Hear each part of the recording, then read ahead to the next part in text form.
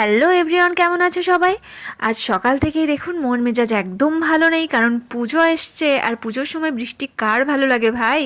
সব সময়ের জন্য বৃষ্টি হচ্ছে, একটু করে ছাড়ছে আবার বৃষ্টি হচ্ছে। এদিকে দেখুন আমি স্নানটাও করে নিয়েছি, আজকে হচ্ছে তৃতীয়া, তাই সকলকে জানাই শুভ শারদিয়া।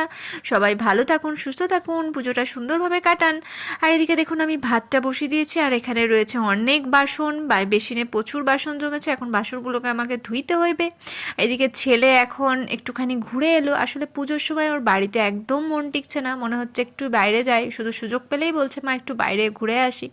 তো এদিকে ডাল হচ্ছে আর ভাত হচ্ছে, আজকে খুব সিম্পল মেনু।